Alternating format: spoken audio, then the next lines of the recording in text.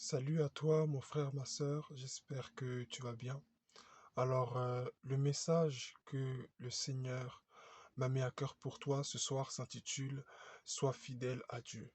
Sois fidèle à Dieu, pourquoi? Parce que parfois il y a des moments difficiles, il y a des choses que l'on traverse et qui remettent en cause, en fait, notre foi avec le Seigneur.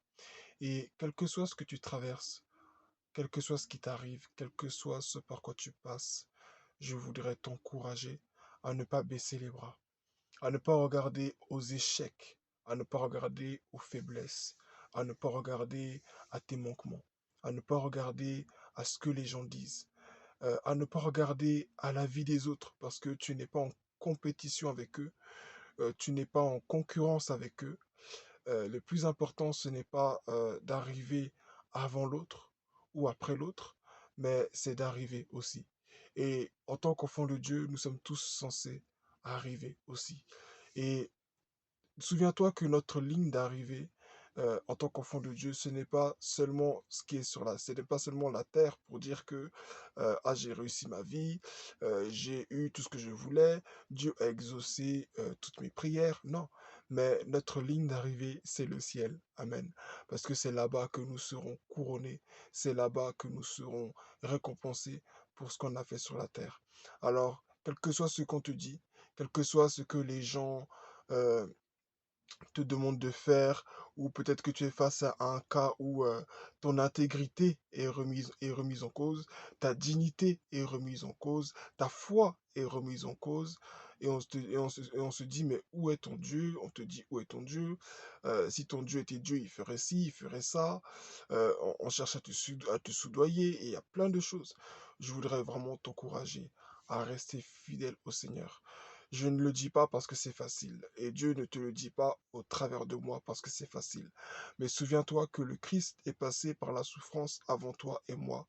Et si ce soir, il te dit à toi et à moi de persévérer, de prendre courage, c'est parce qu'il sait qu'on en est capable. Dieu ne te donnera jamais une épreuve que tu ne peux pas supporter. Certes, elle va sembler insupportable, et pour toi, à tes yeux, elle est insupportable. Mais sache que Dieu t'a donné toutes les capacités, toutes les ressources nécessaires pour t'en sortir. Alors fais confiance à Dieu. Tu sais, c'est dans ce genre de moment, en fait, que notre foi est éprouvée, que notre foi est testée, que notre foi est mise à l'épreuve, que notre foi est pesée. Et si ta foi est grande, si ta foi ne serait-ce que, si ta foi est existante, si ta foi existe, si tu as foi dans le Seigneur, si tu crois que Dieu peut intervenir dans ta situation, il interviendra. Je ne sais pas qui tu as perdu, je ne sais pas ce par quoi tu passes. Peut-être que c'est une maladie incurable, mais Dieu peut te restaurer. Alors fais-lui confiance. Je prie, Saint-Esprit, que quelqu'un qui entend ce message puisse vraiment être visité par toi, puisse vraiment être convaincu par toi. Je prie pour ma sœur qui est malade, euh, qui a mal à l'épaule, qui a mal au bras, qui a mal au cœur, qui a mal au ventre. Je prie vraiment que tu puisses toucher cette sœur, que tu puisses toucher ce frère, que tu puisses toucher celui qui est dans un lit d'hôpital et qui entend ce message. Touche ces personnes, s'il te plaît. Visite-les par ton esprit. Fais grâce à tout couple qui traverse des moments difficiles en ce moment. Restaure tout un chacun. Restaure les groupes musicaux où il y a de la jalousie. Restaure ces pasteurs. Fortifie-les pour ceux aussi qui vivent des moments difficiles. Que ta main soit sur eux. Au nom de Jésus, Amen. Que Dieu te fortifie. Et n'oublie pas que quoi qu'il arrive, Dieu est avec toi. Tu n'es pas seul. Chaque seconde d'épreuve est comptée par Dieu. Chaque larme qui coule de tes yeux est comptée par Dieu. Chacune de tes expirations, chacune de tes expirations de fatigue, tes expirations de douleur, tes expirations de souffrance, d'agonie sont sont comprises par Dieu. Même les sentiments que tu ressens, sur lesquels tu ne saurais mettre de mots, Dieu sait toutes ces choses. La seule chose que je te demande, c'est de garder la foi.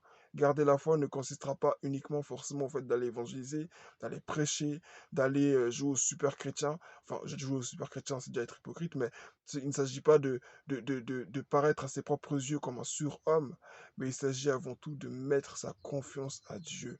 Reconnaître que cette situation ne dépend pas que de ton attitude, mais cette situation dépend avant tout de Dieu. car Dieu la connaissait avant même que tu ne naisses. Dieu savait que tu allais te marier avec telle personne. Dieu savait que tu allais habiter dans tel endroit. Dieu savait que tu allais avoir tel enfant. Dieu savait que tu allais avoir tel patron. Dieu savait toutes choses. Mais cependant, il a permis que tout cela arrive.